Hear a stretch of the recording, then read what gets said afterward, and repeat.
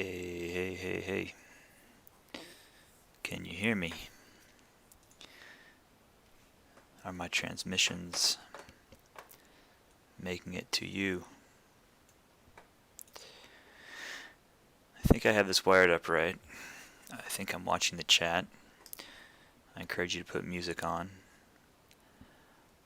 at a low volume because I can't do that because the last time I tried that I got a copyright strike and that sucks. Thanks, man. That's pretty bullish. So, man, there's a lot to talk about. A lot has happened in the past couple weeks. We're going to focus on the positive, and we're going to talk about data stuff. I don't have anything prepared, really. Primarily, I can run through some of the Python stuff that I have ready. I just reworked this a couple hours ago to work with some new stuff. But I'm going to have to give the obligatory explanation of what all this stuff means. What playlist do I recommend? Man, what do I recommend right now? You know, I've been listening to a lot of Curtis Mayfield because everybody should listen to Curtis Mayfield. But put on the song "Patches" by Clarence Carter and listen to that song. That's my life story. But okay, so on Hoj. So I was looking at, I wasn't looking at as we all know, the bridge, the big bridge. The bridge that's going to solve all of our problems opened up last week sometime. And we don't, I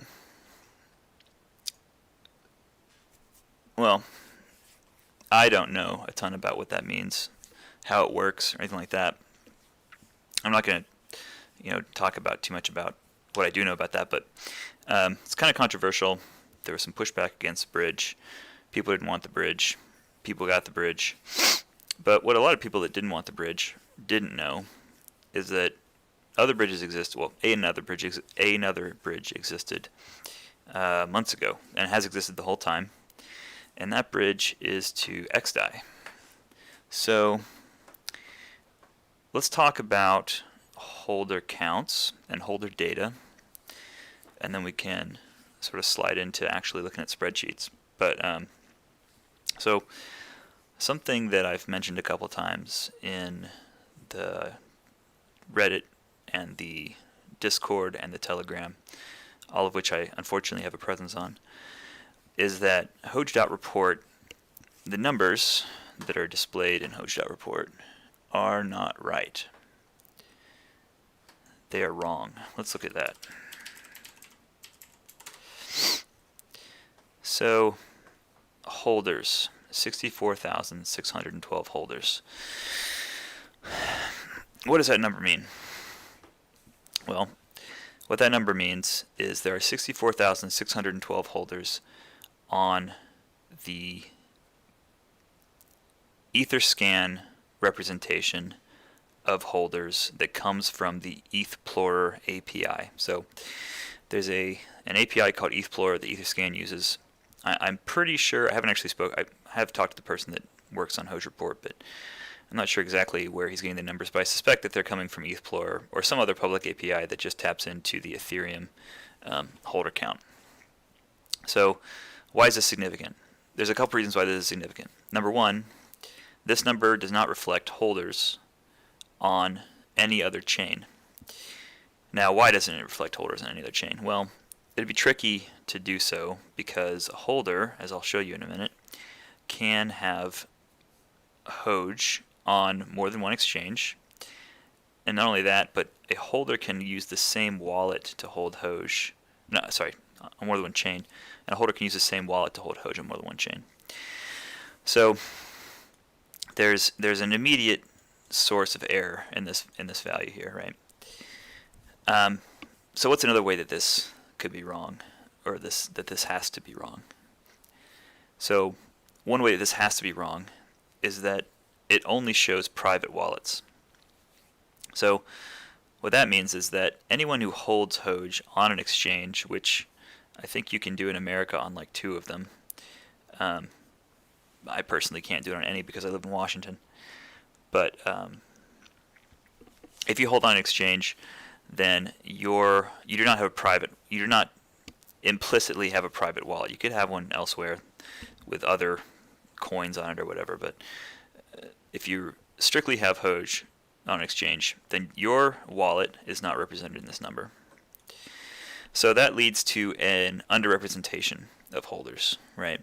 So there are less holders shown in this value in this number than there can exist in real life, because we know that tons of people, well, we suspect that tons of people hold Hoj on an exchange account. So I'm going to use the term exchange account and private wallet when I'm talking about these 2 separate concepts. So if you have Hoj or any cryptocurrency, right, in a MetaMask wallet or in a Coinbase wallet, those are on a private wallet, and if you have them on an exchange, then you're holding them on a exchange account. If people don't know why people would want to do something like that, it's because when you're holding them on an exchange account, it's akin to holding Robinhood or holding Dogecoin on Robinhood, where you don't hit the Ethereum chain to exchange your Hoj on those exchange accounts, so you're not charged the gas fee. Okay, so with all that said, so we've got a source of underrepresentation in this value where people are holding Hoj in exchange accounts. We have an underrepresentation in this number where people are holding these coins on other chains. And then we have a pretty significant overrepresentation in this value. And the first person to say that in chat gets a cookie. I'm going to engage with you people. So what's the reason that this number might be high, extra high? I'm going to say it at 11:35, so you have a few seconds. And while I wait for you to type that in, we will take a look at the first spreadsheet.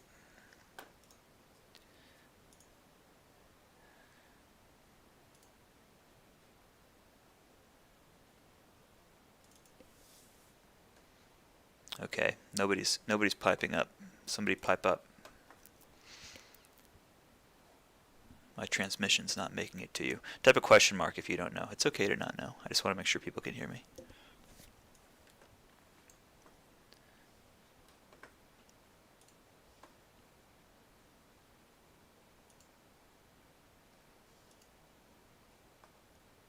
Alright, well, or don't do that. Maybe no one's watching. And that would be okay too. I think this is getting recorded if I don't get copyright striked again. Okay, so the reason why this number on Hoj.report might be over representing the total active holders in Hoj is because there is a concept that a lot of people are calling dust accounts. Same holders getting counted more than once. So that's true. Well, that's true. Yes, that's the final way that I should mention is right. So you can hold Hoj on more than one chain because the wallet is on an exchange. Right. Well, so if the wallet's on exchange, then the number would be underrepresenting. I'm saying reasons why the number would be overrepresenting. I'm sorry. Maybe I said that wrong, and that's why you didn't say anything. But anyways, this number's high. It's either it's okay. It's too low in 2 dimensions we discussed, so people can hold on exchange accounts and have tons of people do that, and people can hold on multiple chains, which can lead to sort of both issues, right? You can have multiple records in the holder data where we have people holding on multiple chains, but there's a source of overrepresentation, so that number can be inflated, and the way that can happen is because, as you're going to see here, and this needs to not say this. I've actually fixed this issue. I count these digits real quick. Oh yeah, we're good. We're good. All right. So the reason why that can be bad, can be wrong. Oh, you don't have to redact your messages, man. You're participating. The reason why that can be wrong is because we have a lot of accounts that that have very little Hoj in them. And these accounts as I'm going to talk about going forward, these accounts represent on a subjective scale. So there's no real threshold or defined threshold value for. There's no other indicator for when somebody sells all their Hoj that they can. But what many of these accounts represent, at least most people suspect, represent when people try and sell all of their Hoj.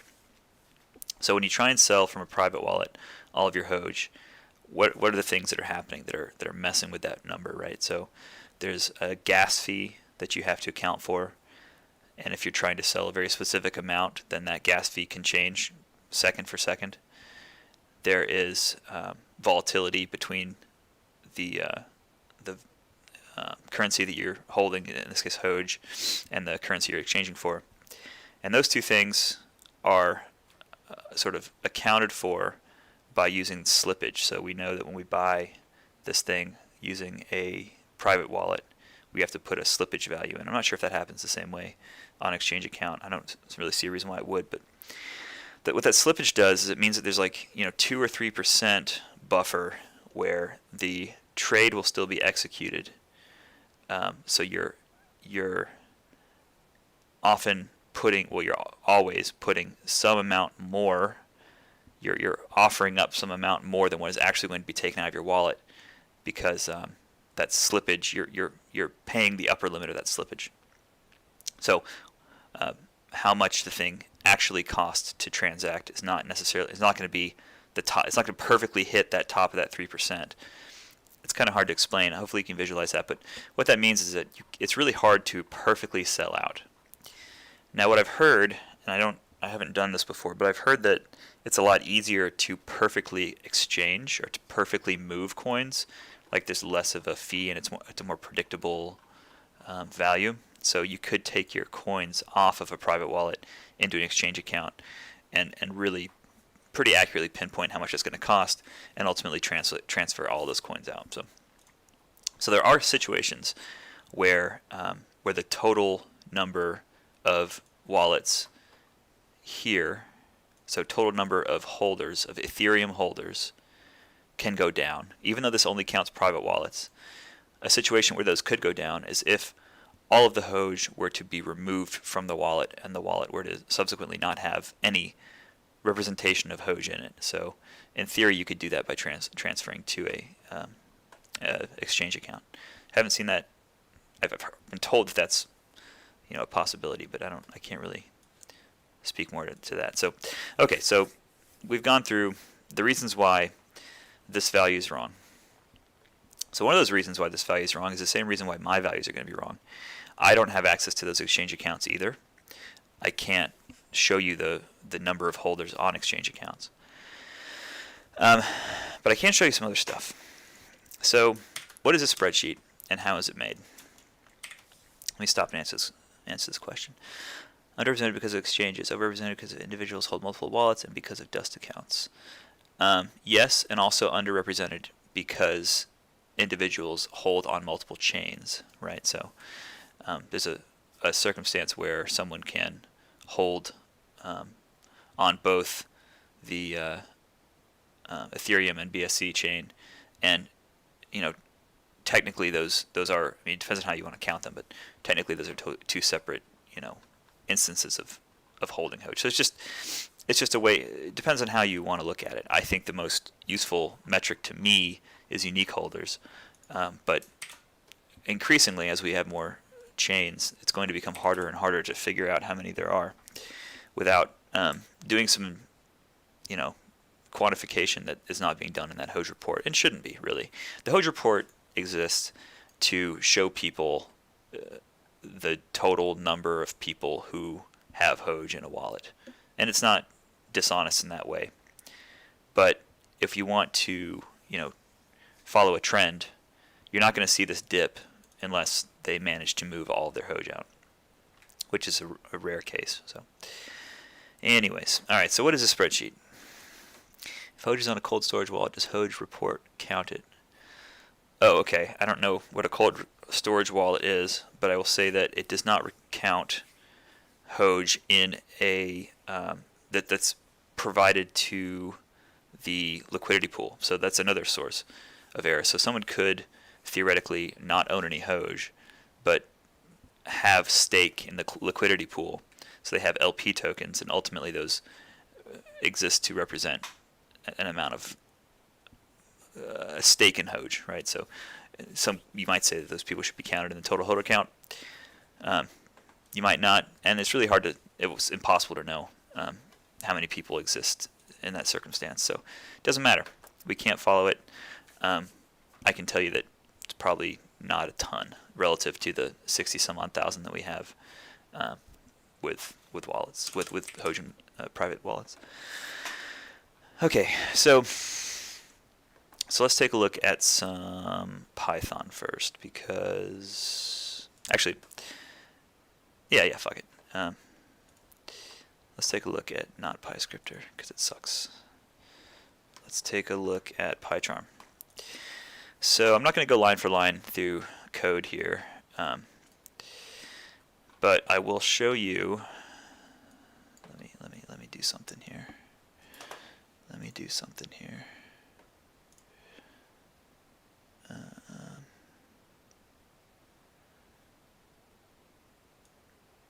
I don't want to show too much of this stuff. So okay, so how am I getting these? How am I getting these numbers? Why do I have this? Well, because 3 months ago I decided that the Hoj report thing didn't. It made sense, but that there should be some more utility to holder numbers. And I think that I'm one of the people who champions this idea of dust accounts and using this data more than maybe anybody else in the community. Just because I think it's like a free data source that that's easier to aggregate than, like, total market influences over Hoj. Like, it's much easier to just look at wallets. I had some ideas for some ways to try and mitigate, like, whale dumping, and that sort of sparked my interest and got me into this stuff. But now it's sort of more shifted toward just general analysis. I want to start making reports. So what have I done? Whale. Let me hang on. Sorry. Let me relink this one more time in case anybody showed up late.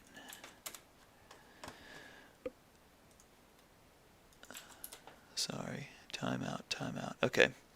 So what have I done? So I've gone in to Python, and I'm scraping the holder data using Python. So what I have is a few things going on here. So I've got I started off with the URL for the Ethereum chain. So that was this one. I mentioned ETHPlorer earlier. So ETHPlorer is the API that's used to provide holder data and some other data to Etherscan. If you look in their API documents, you'll see stuff about, like, you can get market cap and some other stuff from there. CoinGecko is also a really good source if you're interested in looking at this kind of stuff.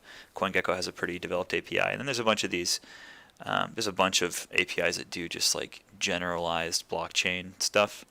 BSC is a little bit more nuanced. Like, the fact that you can just go to ETHPlorer and pull all of this stuff is really unique. None of the other chains actually show you, at least as far as I've found, show you the title and type. This is something that's I've only managed to get out of the Ethereum chain, so I'll be maybe looking for ways to get that later. But what I've done is I've gone in, and we'll go through a little bit of this code just so just in the interest of, can I zoom this in? Maybe not. Hopefully you guys can see that. Let's see. View, maybe. Appearance. Come on, you son of a bitch.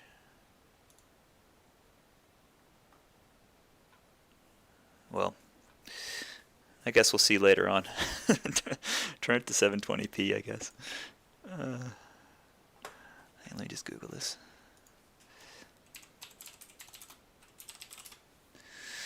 File control. It says control wheel. Why isn't that working?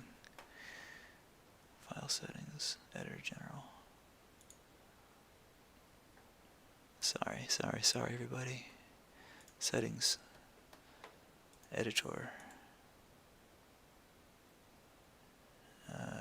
This doesn't help me much.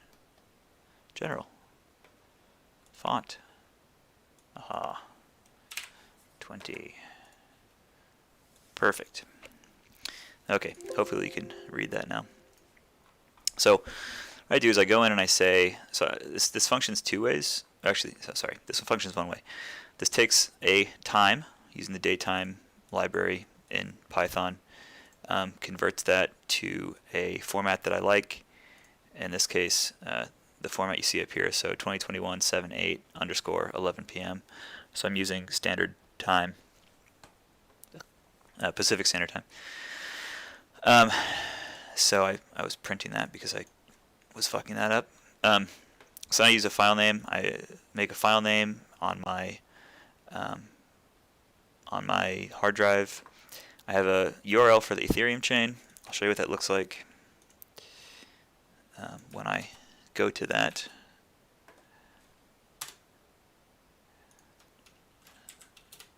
There we go. So this is what that looks like when you go to it. This is the Ethereum one. We get a JSON representation of all the wallets on the Ethereum chain. We can do the same for the BSC one. Oops, don't want to do that. Let's see. There we go.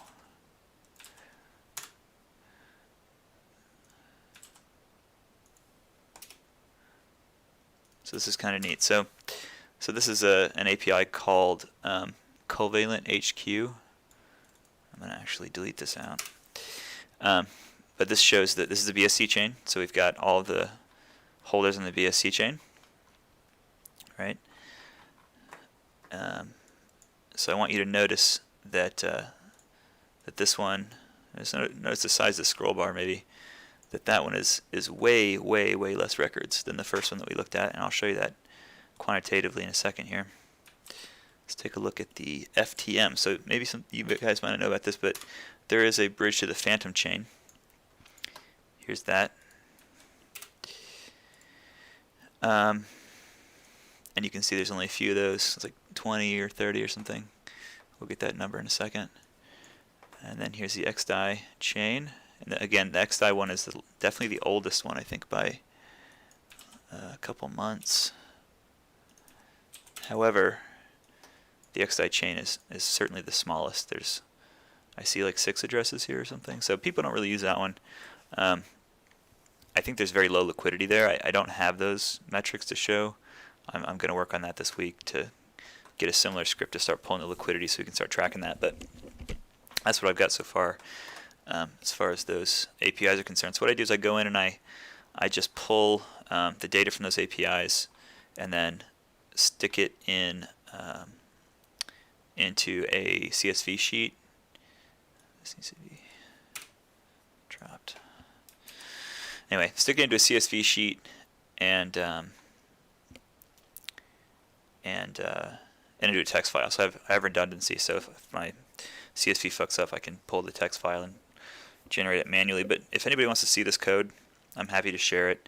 I probably drop a couple of the URLs out and show you how to get them yourself. But this Ethereum one, I shouldn't be using this the way I am, so I don't really want to share that URL. Anyway, so what that produces is something like this. This sheet shows us a few things. It's got an address. So this is every wallet. In this case, every private wallet that is known to exist on the Hoj chain, or on the Hoj currency. So we've got BSCs, we've got Ethereums, we've got Phantoms, we've got XDAIs. On the Ethereum chain, we have some extra details. Excuse me. We have the burn address here. So that's always going to remain on Ethereum. We've got the exchange, or the type, exchanger, holder, or burn. There's only 3 types. And we've got a title here. So the title comes through as a tag on that ETHplorer. And we'll see here's a Whitebit exchange. PDO, this is big one. PDO is Big One's exchange processing software. Bilaxy is another exchange we're on, Gate.io. And let's go through here because I think you'll see some interesting stuff in here. Let's do a filter. So this spreadsheet was pulled at 11 o'clock. It's now 11:52. So another one will be generated. So that script that you saw runs every hour on the hour. I have it running both on a laptop that's sort of the source of record, really. It's on a table in here. So it runs constantly day and night. The desktop I'm on right now I turn off at night because I go to sleep. But this is updating in one form or another in both places. And I can do, in a minute, we'll pull this data together for the course of today and try and do some time series stuff with that. But so right now we're just looking at 1 hour ago. But like I was saying, so in 7 minutes that script will fire. I can show you how that works. It's very simple. It just runs off a task scheduler. And let's see, it should be called, let's go library here, Hoj Parser, this one here. So this runs, this is the day that I started it, I guess last. I've restarted a couple times, but at least on this desktop day I started it last. But so it runs every hour on the hour. And I can show you what that looks like maybe. Let's make sure I'm not doxing myself. Actions. Well, it's got my name in it, but I'll just move this over. Okay, so what it's doing is it's going in and it's running python.exe. If you're familiar with Python, when you install Python, you get this exe on your machine, and the argument it's using is the title of the Python script. So that runs every hour. So in 6 minutes now, in 6 minutes that'll run again and kick us another one of these spreadsheets out. So I'm going to keep talking for another 6 minutes, and then when that's ready we'll combine these things. So we'll spend 6 minutes on this spreadsheet. So this spreadsheet, what does it show us? A lot of shit. Let's take a look at the title. I teased you with that a second ago. Let's see if we see anything funny in here. So these titles change fairly regularly as things get added or removed. So we'll say where it's not a holder. Okay, so what do we see here? We see ENS, the burn address. We see Whitebit Exchange, PDO Exchange, Bilaxy Exchange, Gate.io, Healthcare. What's healthcare? Well, we can look that up. Let's do that. So this is interesting, and I don't really know. I haven't got a good explanation of why this happened, but this healthcare, we search for that address. It's called Innovative Bioresearch, and this is the contract address for it. And it owns, what do we say, 882,000 Hoj. So, yeah, there's a holder that I don't really know how this happened, honestly. So I suspect that this was a private wallet that became a thing called Innovative Bioresearch or something. So this, if you look at the time that they got these coins, it's actually not that recently. 101 days ago. So 3 months ago, this account got these coins, and yeah, they have a shitload. I mean, not a shitload. They have 800,000, some odd coins, and they're called whatever I said, Innovative Bioresearch. So that's weird, right? That's a weird one, kind of a funny one. That's not an exchange. They don't have liquidity to make exchanges, but it's a holder. But they're a labeled holder, so whatever that means. Vitalik, we know this name. This is a guy that rugged Shibu to try and stop the COVID-19 crisis in India. Well, he's not going to rug us because he only owns 9 Hoj. So we have HitBTC. This is an interesting one. So this was not something that was really announced. This is an exchange called HitBTC. I think they were like a swapper or something at some time. I talked to some people about it a couple months ago when I first found this, but yeah, just a really small exchange.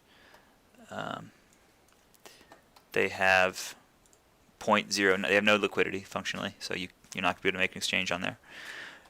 What was speculated was that someone maybe sent, a Hoj to this exchange at one point or something, and they just happened to accept it. So they had a wallet that could accept that. Anyway, okay. So I talked about a couple of ways that this data is going to be a little bit inaccurate. Now the final way, and this is something that get rid of that there. This is something that I can't really solve unless somebody who's way smarter than me comes up with a better solution to make these spreadsheets. But this does not include redistribution. So all of these accounts actually have more than this number because they have Hoj redistribution. That's a problem that's going to grow over time. It sucks. There's no way for me to deal with it, and it doesn't really matter as much, I think, because it's still, if you're looking at patterns, which is the goal for this stuff anyway, is to look at time series, then we're aggregating all this data so much that I hope at least that kind of comes out in the wash. So I can't do anything about it without interrogating the blockchain. I don't feel like doing that. That's beyond the scope of my interests. So you're not seeing redistribution. Oh man, talking too much. Okay, so what are some things we can do with this spreadsheet before we hop in and aggregate some stuff? Well, we can look at those dust accounts for sure. We can look at something like the median Hoj that's being held right now. Right now that number is 447,536. Look at the mean.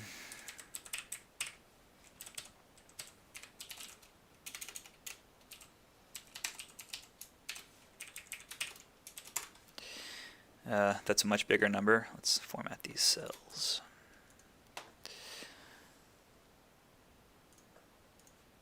Cool. Okay, so that's a much bigger number, right? That's because we're obviously including the burn address. We can do something like mean no burn.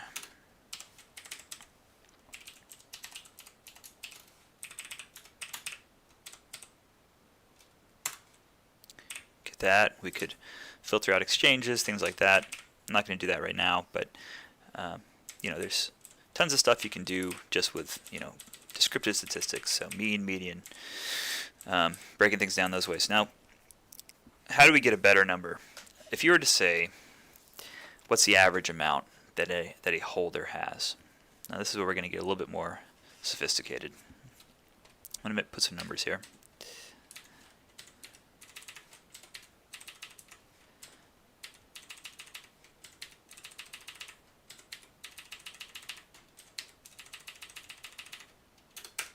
Okay, so let's format these. So what are we going to do with these numbers? We're going to do two things. We're going to do more and less.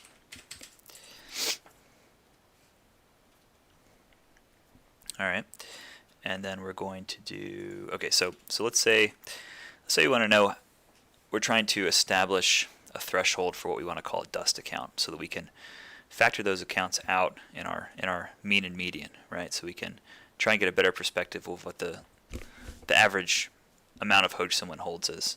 And again, this is sans redistribution, but I think it's still something we can sort of point to. So let's take a look at that. So let's say what are we doing? Count if okay, well, no, sorry. We're not going to do the mean thing first. Let's look at just how many holders. So we're going to say how many holders have more than one Hoj, more than 10 Hoj. I missed a number.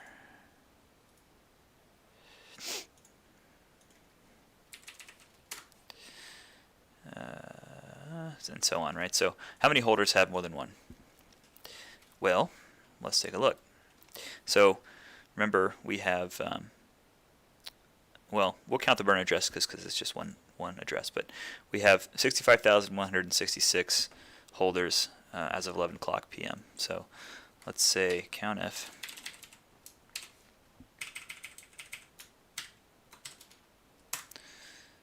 So what COUNTIF does is it counts all of the records that meet this criteria. So the criteria we're going to give it, first we're going to give it we're going to lock the range using our dollar signs. We're going to say is greater than, needs to be in quotation marks, or equal to, we're going to put an ampersand, and we're going to say this value,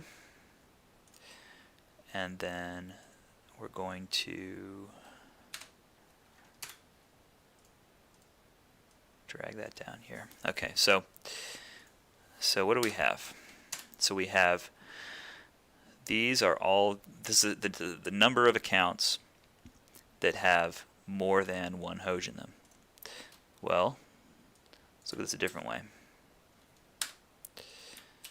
Let's say less than.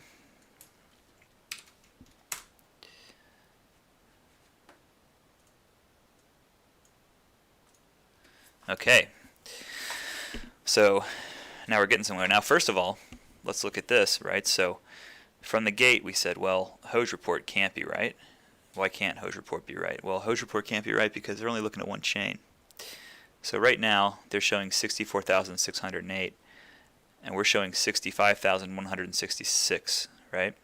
So that's the first source of error, is there are holders on both chains, but there are unique holders on both chains. Now, to get an actual count of unique holders, we can do something else here in a minute, but let's just say that there are more than the number there. So so this is the number of effectively wallets that have more than that. So really, it's probably less than this by 50 or so, just because maybe 50 or 60 people have Hoj on both BSC and the Ethereum chain. We can take a look at that. We can look at all the ones that are duplicated. We'll do that in a second. So we have, let's get our formatting here. All right, so we have 8,216 accounts with less than one Hoj. Now this is where we start to talk about, like, okay, so what's a dust account? Well, there's a lot of ways to skin that cat. A common one is to say 10,000, because it would be silly to buy 10,000. My argument against that 10,000 is to say it's silly to buy anything, if you're buying on the Ethereum chain at least, it's silly to buy anything below or equal to the cost of gas, right? So we'll look at that in a second. But let's say that there are 50,000, we'll say 50,000, nice round 50,000 that has 10,000, or fuck it, 49,656 that have 10,000 or more, right? So now, let's say, express as a percentage, 51567, oops, 65166, I'm tired, guys, times 100, so 76%. So if we're using 10,000 as a threshold value, then 76% of our holders are quote unquote active holders, right? People who don't represent wallets that have just sold down their bags to as low as they possibly could. So I shouldn't have done that. Let's just do it here. So let's say that divided by, again, what was that number? 65166 times 100. So depending on where you fall, depending on where your tolerance for this dust concept lies, this is the sort of breakout of how many holders likely aren't dust accounts, right? Now, an interesting way to look at this is to look at how much it would cost to sell your Hoj. So right now, forever, the cost will always be different across the chains, or at least until the big Ethereum rework or whatever happens. But so let's say, let's just look at the Ethereum. Let's pretend like all these accounts we're all holding on the Ethereum chain, and then we'll just pretend like, well, let's do this. Let's say 5%. Let's say a situation where there was hypothetically no gas, right? And let's just say there's a around 5% fee to sell your Hoj, right? Does that make sense? No, that doesn't make sense. That'd be a pain in the ass. We're not doing that. Let's just go with the original idea. So let's say that there was let's look at the gas. Let's look at the gas fee. So right now, sorry, I know I'm all over the place here.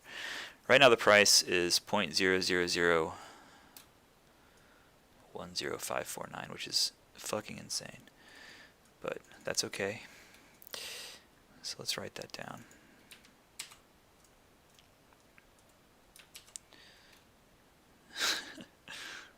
Oh boy, it's too small a number. All right, let's add some decimals. Okay, so here's our price right now. Now let's look at the gas. To do that, I'll show you guys in case you don't know. This is how I always do it because I'm lazy. So I go in here and I say GT, track my gas. All right, so we got an $8.90 gas right now. Okay. So gas price. So here's where this spreadsheet is going to get cool. Then we'll make a couple graphs and then we'll flip over and aggregate this stuff, okay? Let's see who's talking to me. Oh, hi Sebastian. Okay, so let's do this. So let's say how much Hoj will it cost to sell right now, right? This is a moving target, but I think it's appropriate to assign a dust value to cost. You know, what's the incentive to sell, right? So let's do this. So let's say 8.9 divided by 0.000105549. Okay, so right now, or as of when I looked that up, we're going to go with this for the rest of the evening probably, but when I looked that up, it was 84,368 Hoj was the price just to sell in such a way that you make $0, right? That you don't take a loss, you just sell out, you sell enough to just cover gas, right? No one would do that. That's a stupid thing to do. So what you could consider somebody in a situation where they have 84,368 Hoj or less, you might consider those accounts to be dust accounts because there's no situation where they would be incentivized to sell. Now let's do this. Now let's do this. And this is where it gets really, really fun. If you're not having fun yet, you're about to have fun. Okay, so let's say 843. Why is this doing a fucking percentage? No, because I did that. All right. 84368. Right? And then we'll do this times 2. And then we'll do this times 3. And then we'll do this times 4. Okay, so what do these numbers represent now? So this means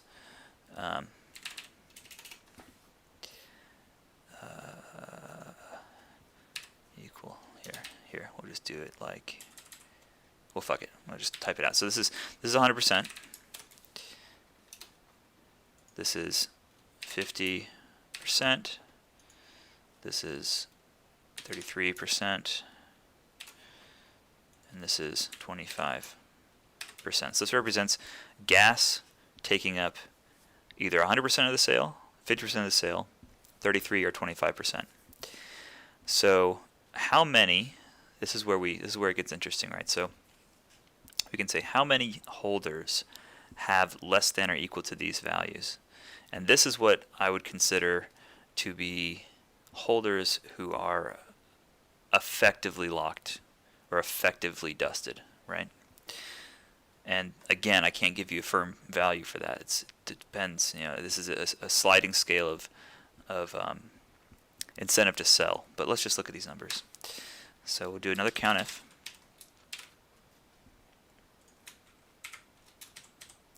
We'll exclude the burn address. Not that it matters.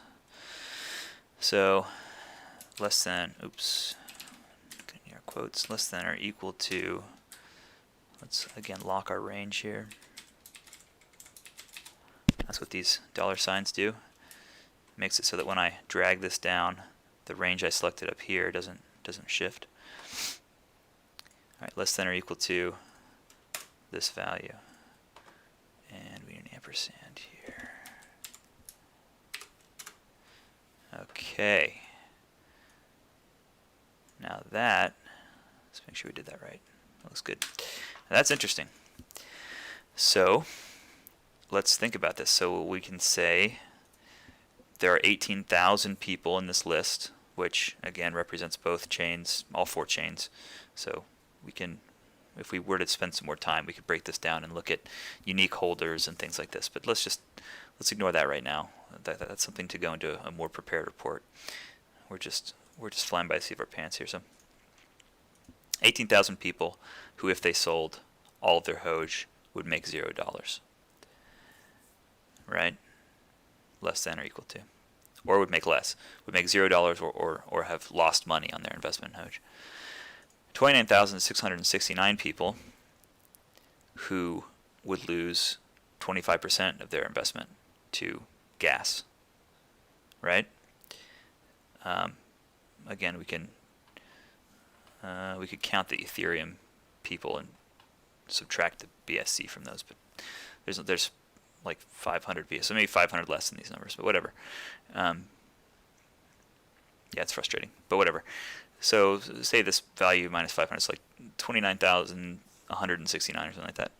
So that are just on the Ethereum chain, but there's about 30,000 people that would lose a quarter of their Hoj if they were to sell it. So they probably won't, right? So this is a scale of increasing they probably won't sell, going upward. So now, what's an even more interesting way to look at this? What if we did a SUMIF? So SUMIF does the same thing COUNTIF does, but it adds the values up that meet the criteria. So let's do this. So let's say the sum of, again, that range with less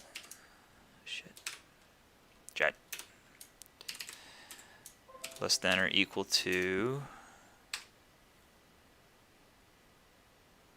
I didn't like that noise, less than or equal to that value, right? And we forgot our ampersand again. Now this is fun. Now this is fun. Let's take our formatting from here, stick it in here. Okay, so among the people, what this says, again, this 25%,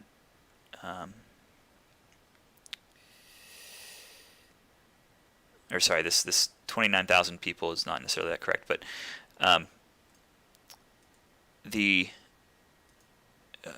of the people in across both chains, or all 4 chains. So again, this is shaky math, but there's not that much money held in those other chains, I'll tell you that much.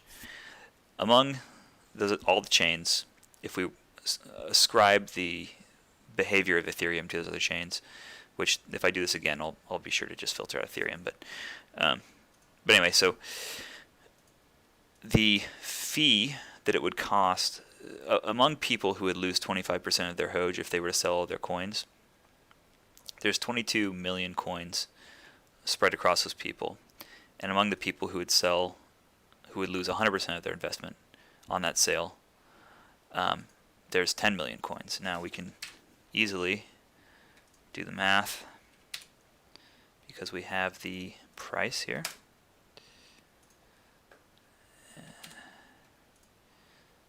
Shit. Let's do this as a number. Numbar.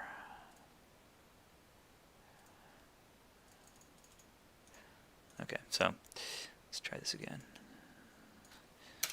Equals this. Oh, because I hit 8 instead of times. I'm an idiot. Okay, so there's $1,066, which isn't a lot, of course, for the people that would lose all their investment, because most of those people have less than 1 Hoj or something like that, or less than 10, de minimis amounts of Hoj. However, if we apply this same sort of thing, let's see the E, let's lock that up. So if we apply the same standard, then $2,000, yeah, that makes sense. $2,000 worth of Hoj are locked up at 25%.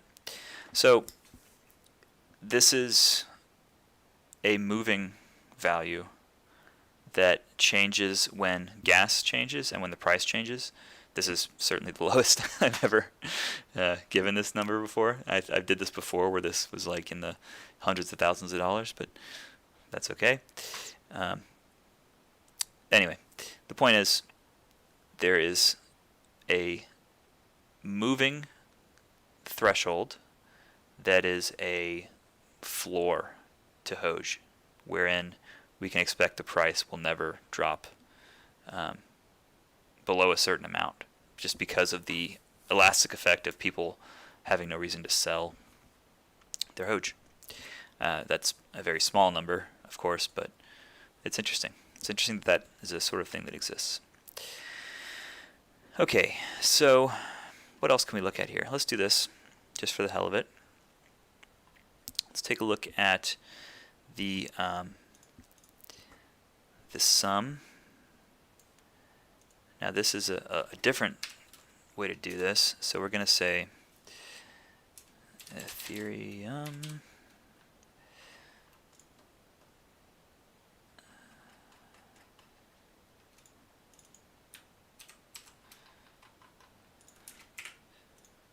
Binance Smart Chain.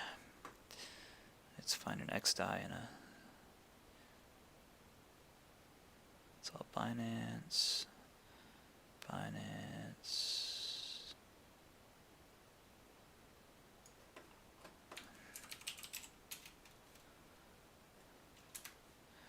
Here's Phantom Chain.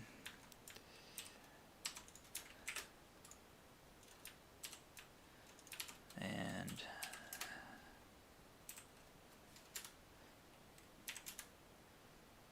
here's XDAI. Just want to make sure I had that formatted right.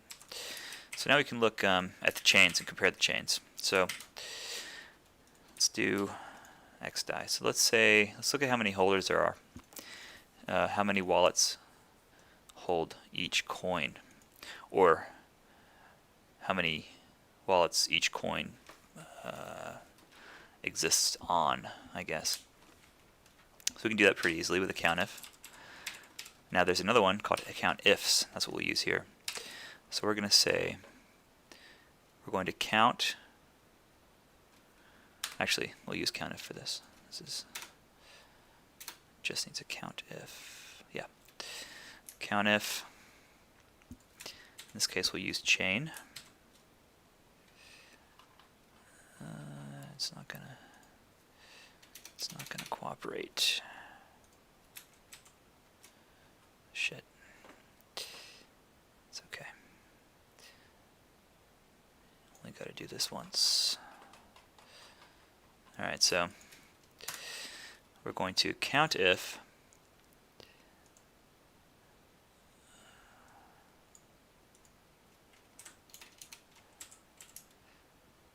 say this within this range, and I think equal will work. We'll see. Is equal to Ethereum. that, oops, is wrong.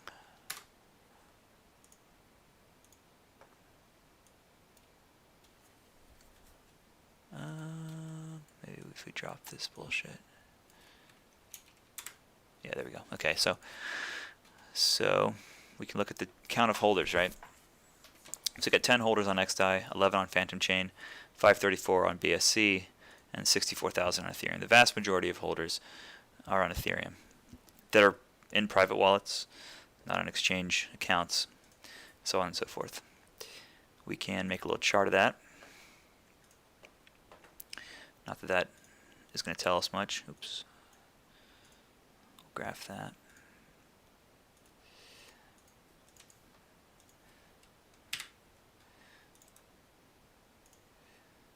Alright, so there's your chart of all the chains. Obviously, the vast majority are on Ethereum. But who cares about that? Who cares about that when you can look at the sum of values? So this will be with the burn address.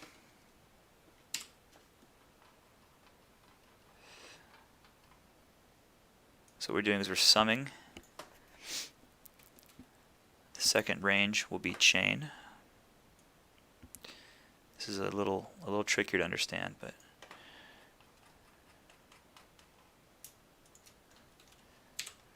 and then the value will be Ethereum. Okay, so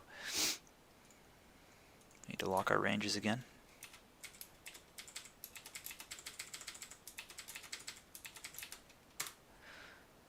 And we'll drag that down.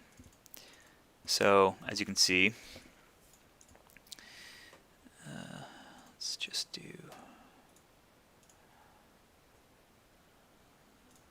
format here.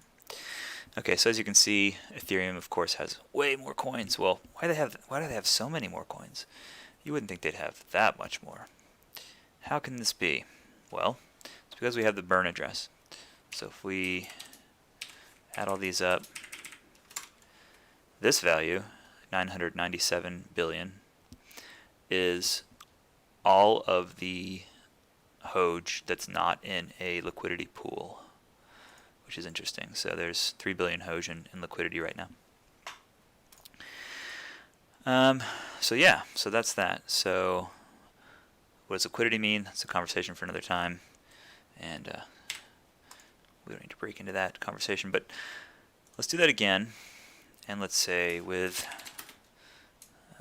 burn and no burn. So let's say we'll just take this and move the range to 3 and the range here to 3. And then fuck everything up. Okay, what happened? B3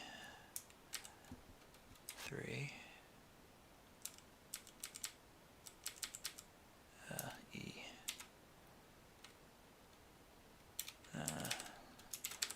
That's what happened. Okay. Why are you giving me grief?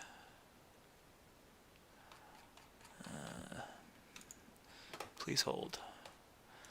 Please hold. For our menu options have changed. I did this in the wrong place. Please stand by.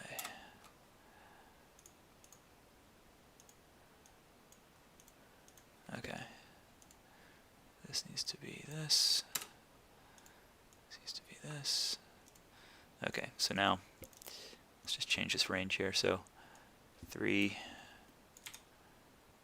and 3. If anybody sees something I'm doing wrong, feel free to holler at me.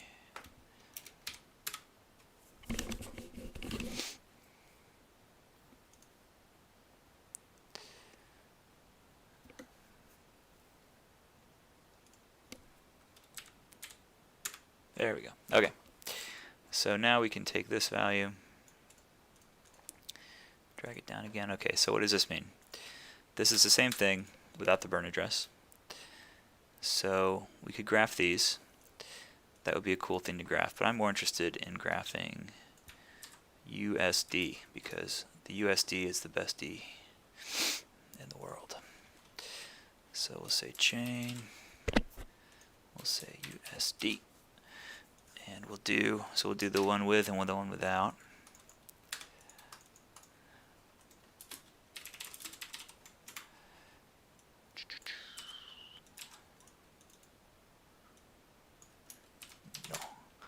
And we said our price, what did we say our price was? I said our price was this value. Let's just put it up here. So, so with burn, this times this. In this case, this one we need to lock up, and we can drag that down,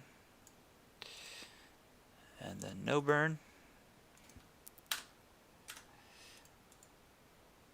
is going to be this times this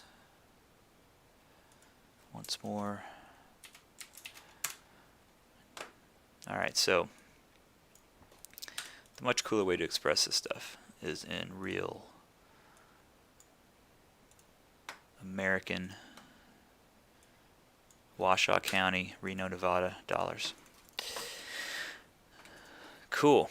So there's $42 million in Ethereum right now in private wallets, right?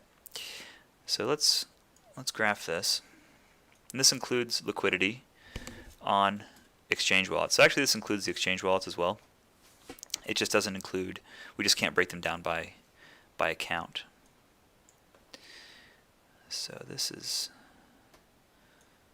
kind of cool, right?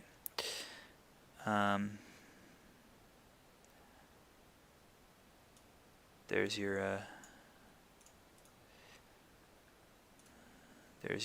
values. USD. Cool. So let's make those into currency. Shit. And then immediately undo that.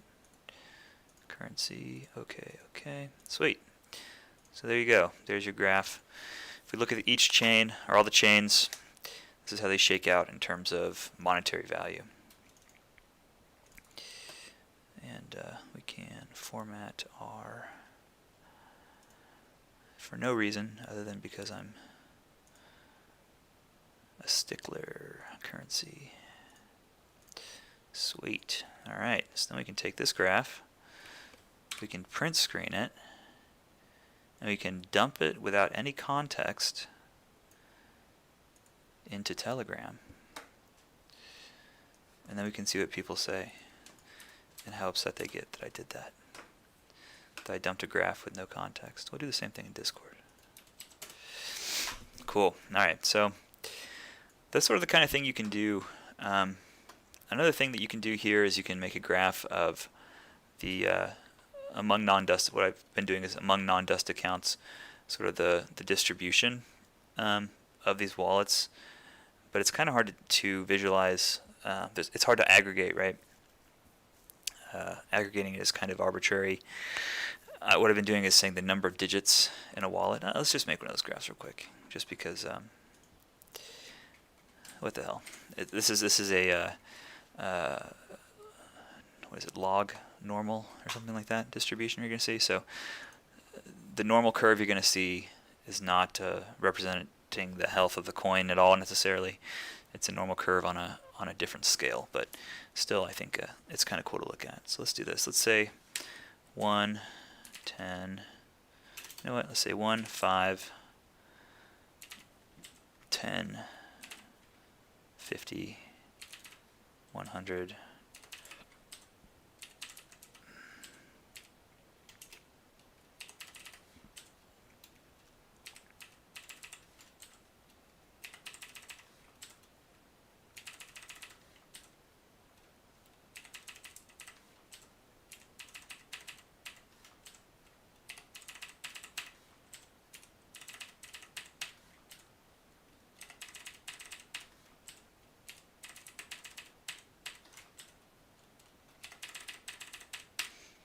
Okay, so what these are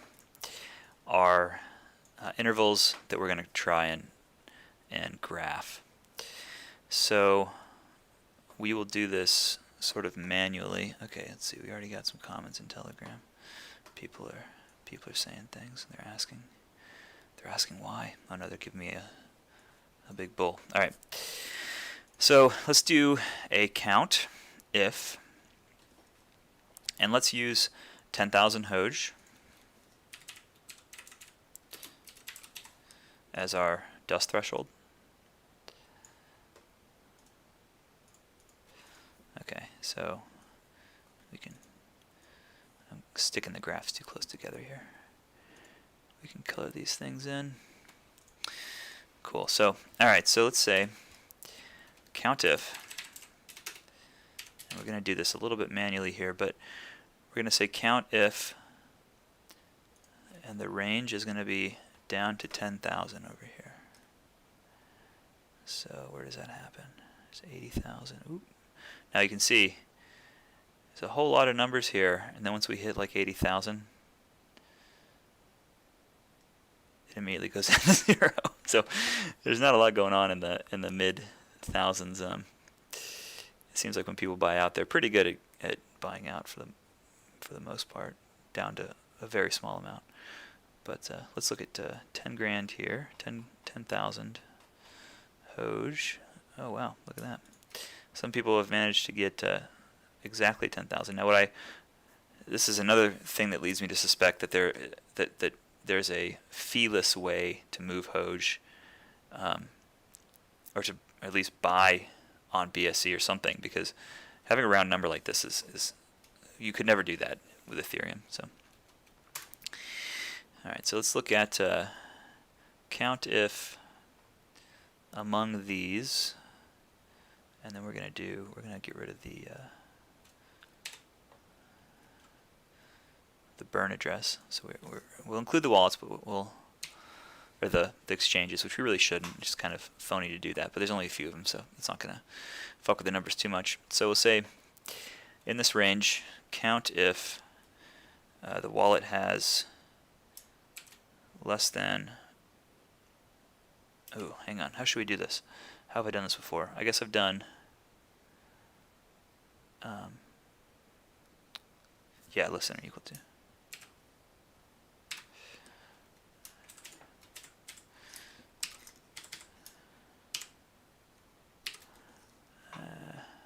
One. Okay, so then we'll lock the, oh no, we don't need to do that.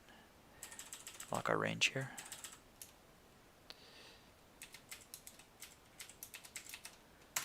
Okay. So here's a graph we can make.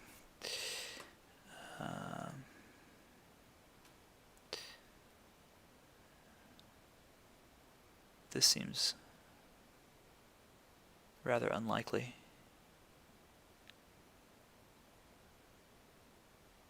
Oh, no, it doesn't. This was stupid. We should be starting at 10,000 because we said 10,000 was dust. So we'll do that.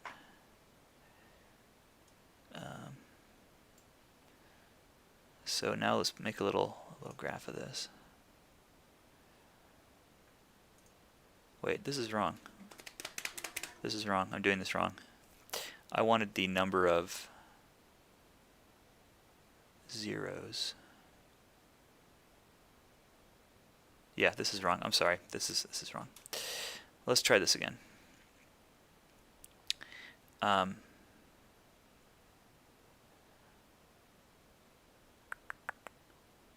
Okay, here's what we can do. We can do, fuck. I guess ideally you do between, whatever, let's do number of zeros. So let's say 1, 2, 3, 4, 5, 6. Let's do, okay, this is actually a little cumbersome, but we can make this work.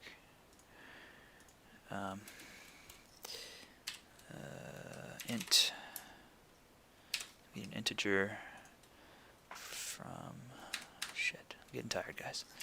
Int from this value.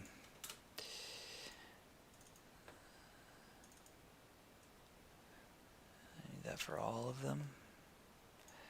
For some reason it's not letting me. Oh, fucking, okay. Please stand by. Equals int this,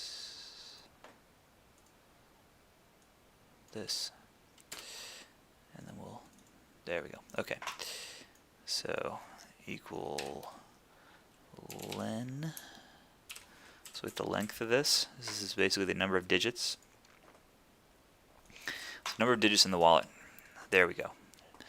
Okay, and then let's say 3. Hey Zembake, we're just finishing up on this spreadsheet. I'm probably gonna be going until like 2 o'clock. So we've done we've looked at the price breakdown for each chain. Next, we're gonna aggregate these spreadsheets together and do a little time series thing. Or I may save that till tomorrow. We'll see. But I'm feeling feisty. You can volunteer to go in and timestamp this video after it's done. So let's say that the 10,000s are our inflection point for dust. So 10,000 has 5 digits. So 5, 6, 7, 8, 9, 10, 12. Okay, so this is the number of digits in the wallet minus what we're considering to be dust. And just to be consistent. Alright, so this is going to be digits. This is going to be holder count. So now we're going to do equal count if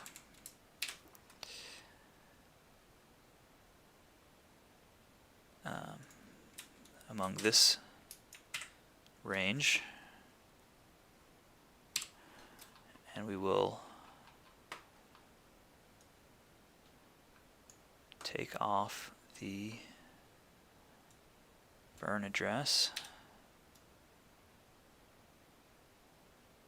please.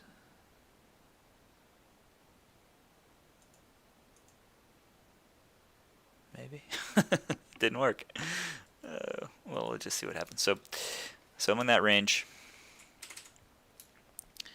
Again, we'll lock the range, and we'll say if it's equal to, I think we don't need that equal sign. So okay, there we go. So here is a graph of. All right, man. Here's a graph of holders. So what you can do with this,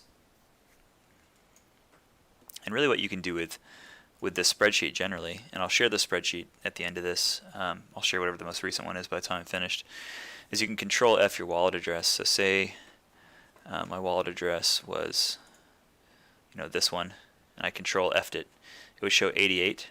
I could scroll down and see how many records are here and look at my rank among all the holders, and that's an interesting way to deal with this stuff. So kind of see how many people have approximately, and what people are feeling. If they sell, this will reflect those sales.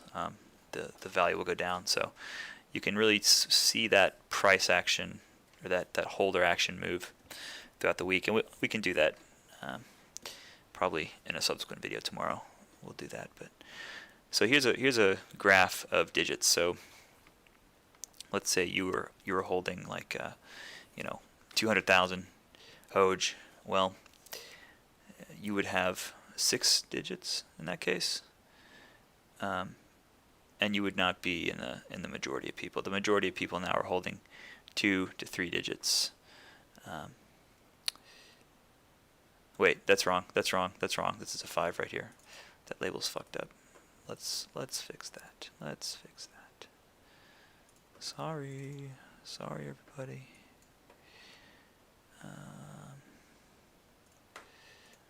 Yeah. Well, this is a 5. So 5, 6, 7, 8, up to 11, up to 12. 7, 8, 9, 10, 12. I think. Let's see. Let's look at a data label here. Okay, 5. Okay, yeah, because we took we didn't go in there. So 5, 6, 7, 8, 9, 10, 11. And there are 0 here. I don't know why there's an orange bar there, but there is. So anyway, so if you have 6 digits in your account, you're in the vast majority. If you have 7, slightly less.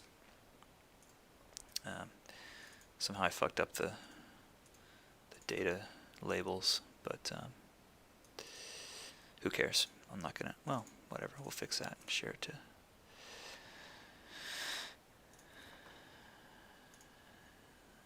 Let's see. Digits.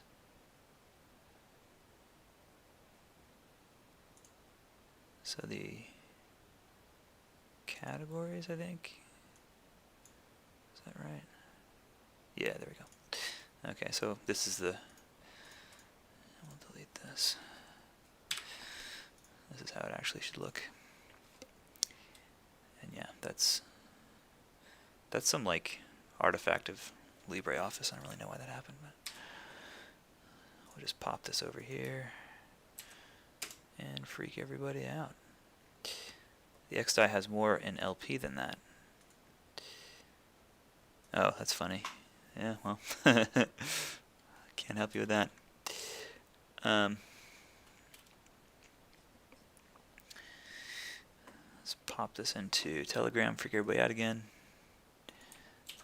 Let them chew on a graph they don't understand. Okay, so the last thing, I think that is the last thing for this sheet. So that's just an overview of what this table does. It's 12:45 here now. I'm probably going to crash, but tomorrow evening I'll jump back on and we'll start to use the other script. What the other script does is goes in and collates these values together. So you'll end up with, you know, these titles and then a record for each hour, basically. So it pulls the spreadsheets together, and we can do time series analysis on that. So we'll get that going tomorrow. In the meantime, I will save this file and put it in the description for this video, for one thing, but also in the Telegram and Discord if anybody's still watching. So if anybody is still watching and is still lucid, give me something in chat, a thumbs up or something, just so I know I'm not talking to myself. And then I'll answer any questions anybody could have, if there's any questions. If anyone's still paying attention.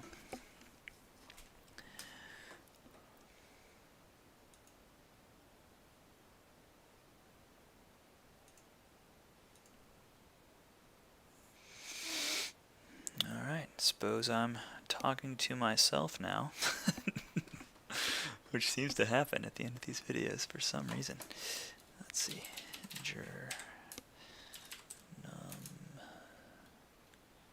digits. Cool.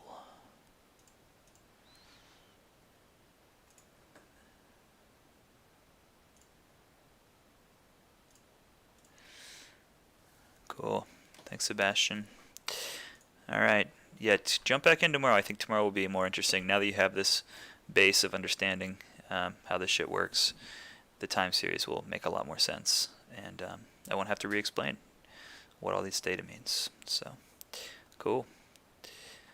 we will catch you tomorrow, and if not, the next night.